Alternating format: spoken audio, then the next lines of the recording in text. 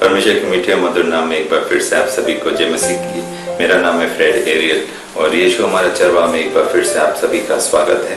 परमेश्वर का धन्यवाद हो एक बार फिर से जब उसने हम सबों को आज का दिन एक बार और दिया मौका कि हम देखने पाए और इस दिन में हम अपने कदमों को रखने पाए। परमेश्वर की तारीफ हो, परमेश्वर का धन्यवाद हो।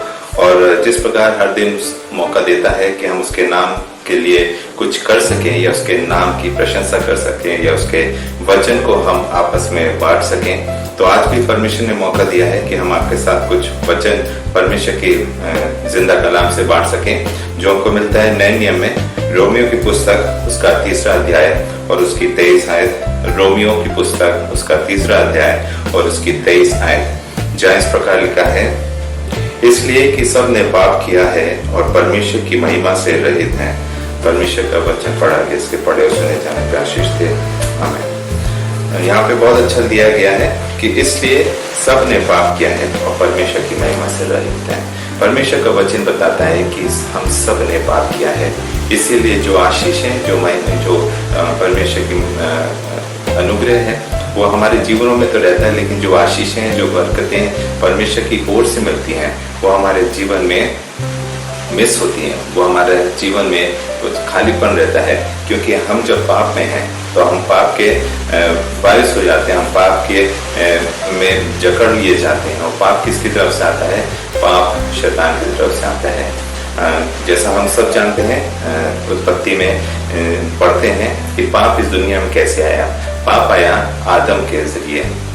जब आदम ने, जो हवा ने वो फल खाने को कहा, वो उसने खाया और वो, क्योंकि उसको परमेश्वर ने, यीशु मसीह ने मना किया था कि सब कुछ खाना लेकिन इस पेड़ का ये फल मत खाना, लेकिन जिस फल के लिए यीशु मसीह ने मना किया था वही हवा के द्वारा जब उसको दिया जाता है तो वो उस फल को खा लेता है।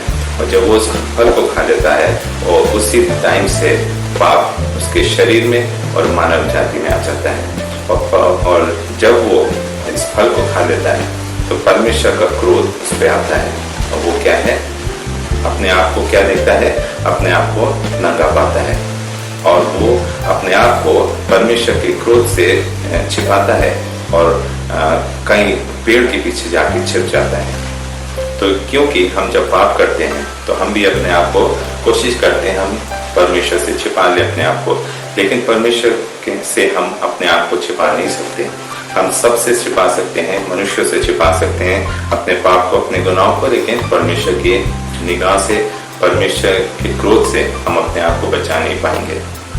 इसीलिए यहाँ पे वचन में दिया गया है रोमियो 3:23 में कि इसलिए सब ने पाप किया है और परमेश्वर की महिमा से रहित हैं। परमेश्वर की महिमा से हम सब रहित हैं, क्योंकि हम सब पापी हैं। हम सब पाप से जन्मे हैं और हम पाप में गिरते चले जाते हैं। हम परमेश्वर की निगाहों से दूर होते चले जाते हैं, परमेश्वर के वचन से दूर होते चले जाते हैं, हम परमेश्वर के कार्यों से दूर होते चले जाते हैं।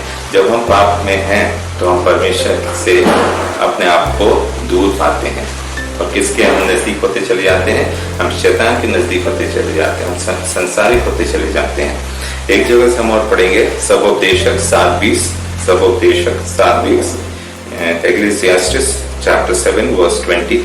यहाँ पे लिखा है, निसंदेह पृथ्वी पर कोई ऐसा धर्मी नहीं जो भलाई ही करे और जिससे पाप ना हुआ हो।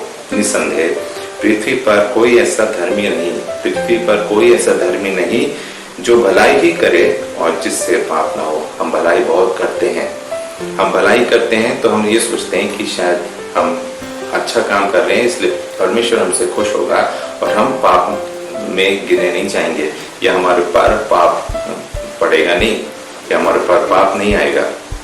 लेकिन भलाई करने से हम परमेश्वर के राज्य में प्रवेश नहीं कर पाएंगे।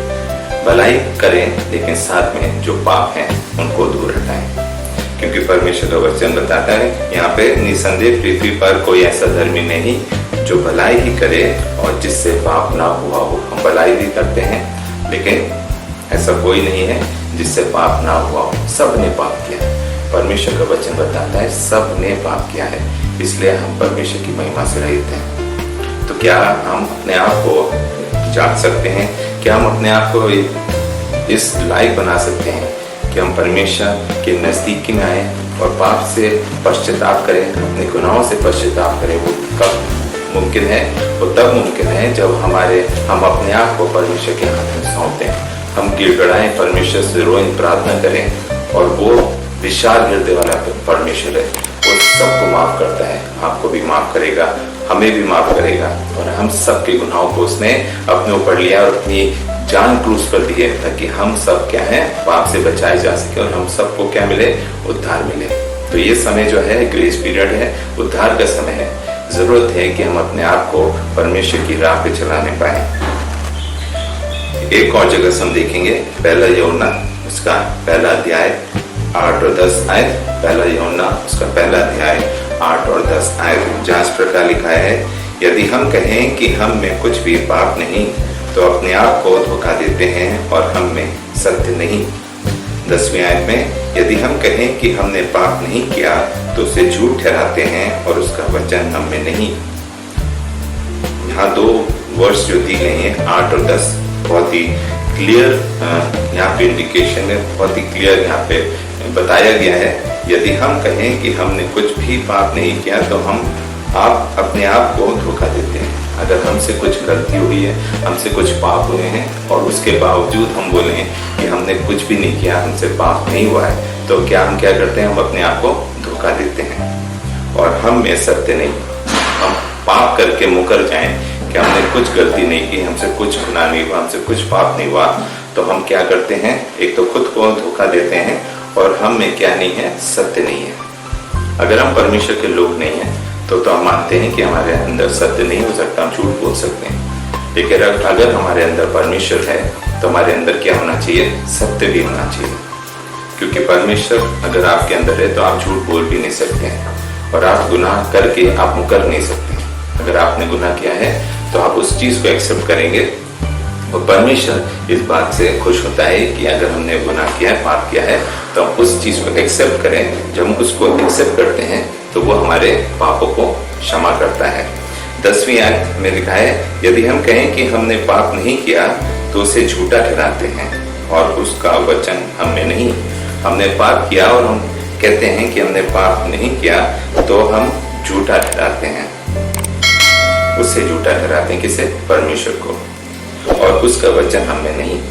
तो फिर अगर हम पाप कर हम अगर मुकर जाएं कि हमने पाप नहीं किया तो हम परमेश्वर को झूठा ठहराते हैं और साथ ही साथ क्या है, उसका वचन हमें नहीं है।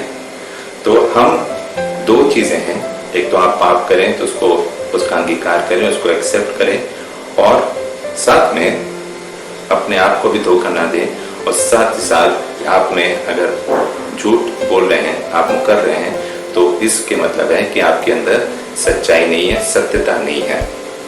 और अगर हमने पाप नहीं किया है, यदि हम कहें कि हमने पाप नहीं किया तो उसे झूठा ठहराते हैं। यदि हम कहें कि हमने पाप नहीं किया तो हम किसे झूठा ठहराते हैं, परमेश्वर को, क्योंकि हमारे अंदर सत्यता नहीं है, इसलिए हम झूठ बोल देते हैं। और हम जब झूठ बोल देते हैं तो इसके लिए हम किसको जिम्मेदार ठहराते हैं, परमेश्वर को, क्योंकि अगर उसका वचन हमारे अंदर है तो हम झूठ बोल ही नहीं सकते हैं। तो इसलिए हमारे अंदर वचन है तो सत्य होगा, और जब सत्य होगा तो हम उसे झूठा नहीं ठहरा सकते हैं। और उसका वचन जैसा है बताता है कि अगर हम उसको झूठा ठहराते हैं, इट मीन्स हमारे अंदर उसका वचन नहीं है।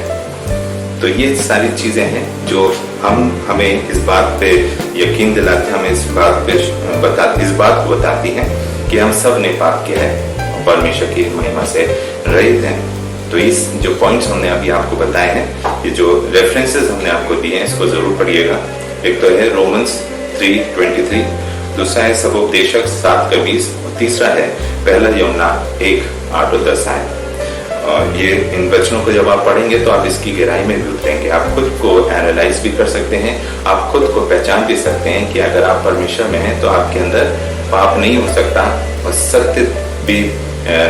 सत्यता भी आपके अंदर होना जरूरी है। यदि आप परमेश्वर के वचन में, अगर आप परमेश्वर के वचन में नहीं है तो ये सारी चीजें आपसे कनेक्ट करती हैं कि आपके अंदर परमेश्वर का वचन नहीं, इसलिए आप पाप कर सकते हैं, आप झूठ बोल सकते हैं और उससे भी झूठा ठहरा सकते हैं किसे, परमेश्वर को।